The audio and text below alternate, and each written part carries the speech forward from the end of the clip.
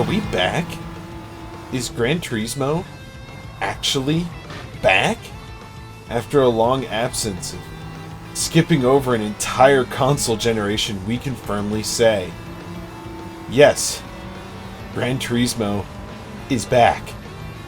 They called it Gran Turismo 7, which is actually very fitting, as it feels more like a sequel to 5 and 6, last on the PlayStation 3, not Sport, the one on the PlayStation 4. Gran Turismo 7 takes most of its inspiration and cues from 5 and 6, with very few being from Sport. Starting out, Gran Turismo 7 is quite possibly one of the best looking games on the market currently.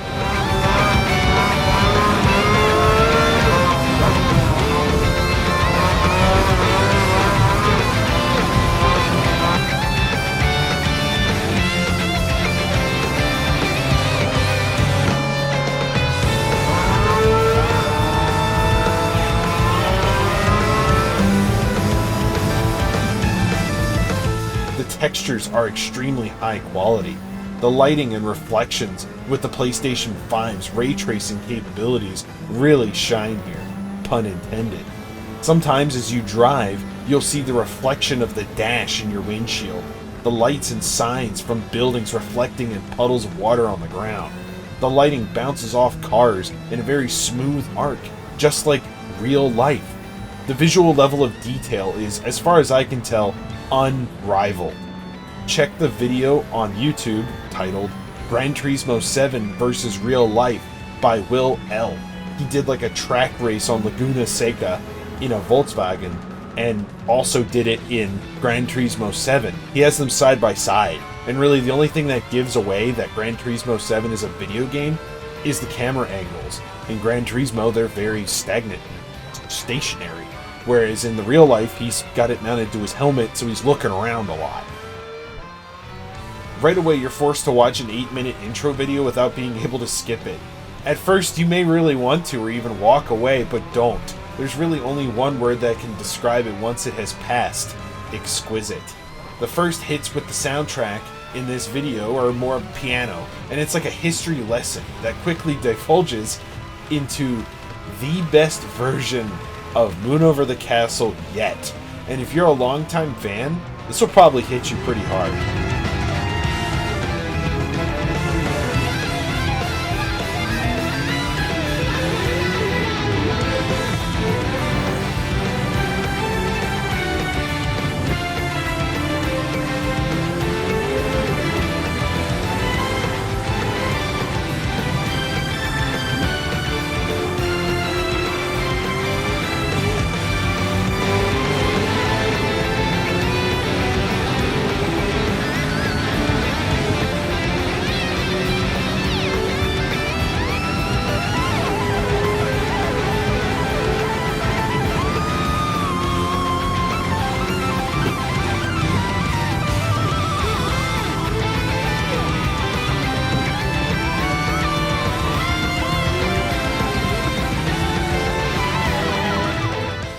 The soundtrack is really, really good, but the triggers it uses are too frequent.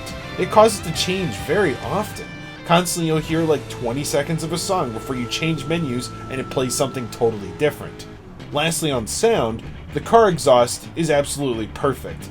I, without a doubt, feel like they actually recorded real car sounds for this, so it's true to form, as you would expect. Moving on to gameplay, the single-player campaign is back, and it's for sure firmly planted and plans to stay, as it should be. The campaign is reminiscent of the previous titles, and it even reminds me of the early days of the PlayStation 2 in a very good way. Quickly after some introduction missions to teach you the basics and mechanics of Gran Turismo, you are dumped into a very Gran Turismo 3, 4, 5, 6 style-looking screen with several locations to go to. Starting with the main place you're going to go to that's not race-related is the cafe. Inside there are some essentially generic quest givers with what seems to be really stock photo selfies that are not really animated or anything. It's kind of weird. You got this like really high quality like 3D modeled location, and then there's like some guy like taking a selfie. Anyways, the side people will give you tips or history on the brands or racing as a whole. The main guy gives you quests in the form of these little like menu books. These menu books are essentially quests to collect cars or finish races or race series. This really adds a lot of structure to Gran Turismo. Gone are the days of just doing each race until you beat them all. However, you could still do that. There are tons of tracks that are just not on the menu book. The menu book never sends you there, so hey, it may even be beneficial to do them all. I'm sure you get a lot of money from it. I didn't. I did the menu books because I just didn't have the time yet. Menu books also have like a little cutscene that plays after completion. It seamlessly blends car elements and history and individual car manufacturer history and how overall they impacted or changed the industry. These videos are of extremely high quality and detail and do not disappoint. I could spend an entire day/video talking about the next topic, the actual races and simulation. The physics in the simulation is almost without a doubt the most accurate, true to life possible to date in a video game. They are simulating layers upon layers here. The actual depression of each individual shock absorber under all possible loads at a given time in real time. Sidewall deflection of each individual tire independent from one another. Ball joints and tie rod ends with their individual adjustments and angles. These guys are insane.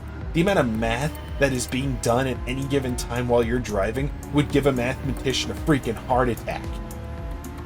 Interestingly enough, every race, at least so far in the campaign for me, has been a rolling start. This is a little weird. The older games had plenty of races from the line, and in Gran Turismo 7, you're always in dead last in these rolling starts too. It puts you, a lot of the times, in 16 out of 16 places. So, a lot of these races, they feel like more you're chasing the guy in first place. Some of the races even limit how much power and handling that you can have on your car, and the AI drivers seemingly have faster cars than you. I did one with an identical list of cars, and I would do a turn really well, come out of it going faster, and the guy in first would always slowly pull away from me. And the drivers are exceptional, so this makes it even harder. It makes it feel more like a police chase than a race. And don't you dare crash or make a mistake. You do this, that guy in first, he's gone. You're never catching him. Car selection in Gran Turismo 7 is a huge step in the right direction when compared to Sport. However, a few steps back when compared to 5 and 6 from the PlayStation 3. Some cars are totally missing from 7, but not nearly as many as Sport. Like, I was looking for an ACR Viper. They have a bunch of other Vipers, but not the ACR, which is weird. It's fully absent. Some cars can only be bought at specific times or even at random. This can make collecting them like Pokemon actually pretty difficult if you want to. Each car maker also has a museum within their dealership as well. It's purely optional, but you can learn a lot about the car manufacturer and how they impacted the overall industry. Tracks, they didn't get it wrong this time like they did with Sport. Lots of fan favorites make a return, like Trial Mountain, as well as the ones that weren't really fan favorites, but were in previous games as well. Several tracks also will have like variations to them, like you can race them going the opposite direction, just to like spice it up a little. Each one of the tracks also have a feature called the Circuit Experience. Basically what they do is they have you go to individual parts of the map that are the hardest and do practice on them on a timer, like hairpins for example. Then the entire track. The time goals for these on Gold is extremely unforgiving, especially on the whole track. You gotta do all of it, like really well. There's also time of day effects on some of the tracks as well. Starting out they'll be like day or late day, and by the end of the 10 or so minute race it's like night or dusk. This seems a little bit too quick, and it actually looks great, but the continuity is not so much. There's also weather effects that come and go. Racing in the rain, but just like time of day, it also comes and goes really quickly sometimes. Sometimes it rains for like 200 feet of the track, or the entire track. It's kind of inconsistent. However, racing in the rain is really irritating. I dislike the idea as a whole. Racing in the rain would be extremely irresponsible in real life, seeing as most cars are using slick tires, which are completely useless in the rain. And even with the street racing tires on, or the rain tires on, 100 miles an hour in the rain would be extremely dangerous. And as far as I know, they actually cancel races over rain due to crashes in the past. There's a really famous one of a guy driving Formula 1, and the camera's like right behind his head and he cannot see the car in front of him, he just plows right into him. I don't think anybody died in that race because it's on YouTube, but it was close. By default, all the driver assists are enabled, and personally, I think these ruin the gameplay experience overall, and ruin the justification and reason to play a Gran Turismo game entirely. The concept of progression in Gran Turismo games is the individual player's skill. In your own mind, you become a race car driver, and you develop your individual skills and experience behind the wheel. With these assists enabled, you have almost zero sense of accomplishment, and a lot of them are just far too aggressive even for new players. It'll feel more like you're sitting in the passenger seat watching somebody else's track day rather than driving. Some of the driver assists, however, do make sense, and fully disabling them may not be a great idea even for series veterans. Actual real-life race car drivers do use some of these, like anti-lock brakes, for example. I use traction control on the lowest setting, seeing as I have a strong feeling that this is coming to race cars, they're just pushing back against it. If you want a challenge, or are a veteran of Gran Turismo games, or just want to play the game like it was meant to be played, disable everything but ABS, anti-lock brakes, and TCS, traction control, on the lowest setting. These two are the hardest to live without, and in the case of anti-lock brakes, are again on actual race cars, or at least will be very soon. Also, you should disable the visual aids as well, like the racing line. I left the pins on by mistake, and honestly, I completely tuned them out. I don't even see them anymore. You can even tell from my gameplay, I'm not even really on them that well most of the time. Car modding is back. This is a staple for the Gran Turismo series. For those unfamiliar with the previous titles before Sport, seeing as you couldn't do this in Sport, but that's the only game you couldn't, you could change out your stock parts for performance ones, and even the settings on these performance ones on your car to increase the overall effectiveness. Like you could get larger brakes with discs made out of better materials, like carbon ceramic materials instead of like steel. Each car is assigned a PP, which I'm assuming is power points. The cars themselves will come with like a base amount, and modding the car can increase or reduce it. You can also tune your cars, and it's extremely deep in Gran Turismo 7. It's very similar to the previous games, but even further. You can customize almost every aspect in it, and I even work in the industry by day. I play Gran Turismo since the second game, and this is all beyond me.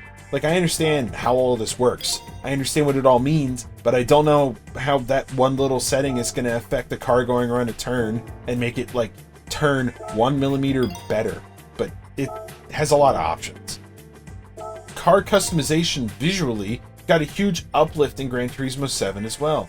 There's so many options on how to customize your car. You have hundreds of different official OEM paint colors to choose from, even some from defunct brands like Plymouth or Pontiac. Pages upon pages of stickers with plenty of real-life brands as well as fake brands to choose from to sticker your car. Wheels, fake and real-life brands representing with pages upon pages of wheels to choose from. In Gran Turismo 7, it's extremely easy to make your car your own. They even added like a photo mode where you can take pictures of your cars. These are insane. You can take incredibly high quality pictures of your cars that actually look really true to life. There's tons of different backgrounds of real life locations to pick from, as well as being able to pause any replay and take a picture of that. They even let you change the actual camera settings. Like to any camera dorks out there, you can change the shutter speed, the aperture, the ISO, as well as a few other features that I don't know because I don't know cameras.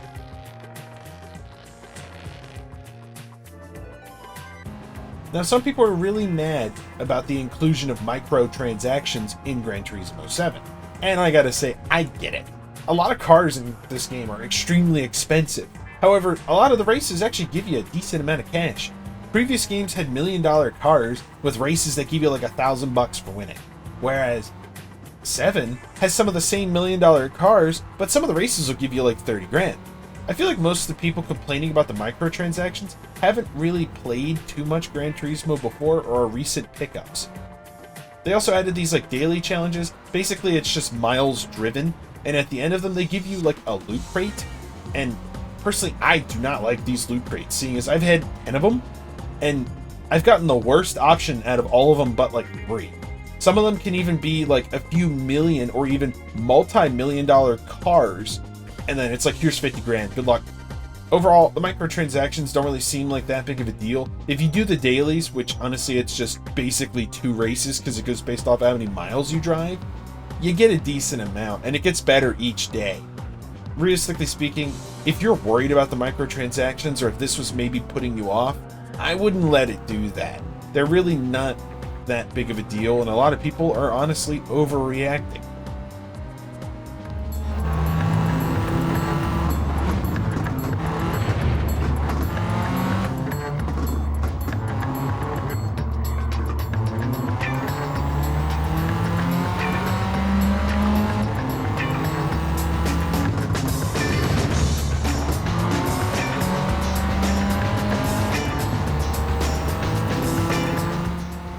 There is multiplayer in Gran Turismo 7, but personally, Gran Turismo has always been a single-player game to me, so I didn't even try them.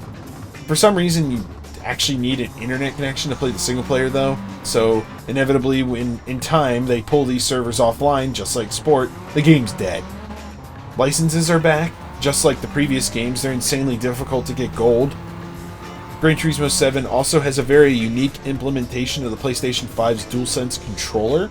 It's actually really cool. You can feel like rumble strips and stuff and tires being overloaded in different sections of the controller corresponding to where on the car it's happening. It's actually probably one of the best implementations of DualSense I have experienced. Without a doubt, Gran Turismo 7 is the best Gran Turismo game we have seen in a really long time. This was a complete package from top to bottom. If you were concerned that it would be more like Sport, you have no reason to worry. Gran Turismo 7 is without a doubt a real Gran Turismo game.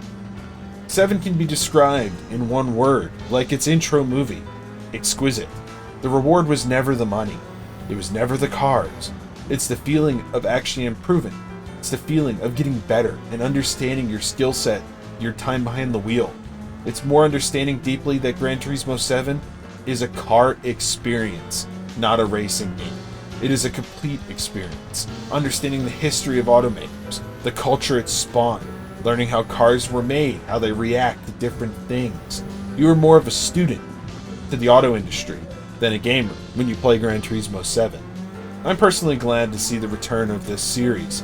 It's been such a disappointment seeing where they went with Sport. I actually bought a PlayStation 5 just to play this game, and I'm sure glad I did. As always, thank you for watching the video.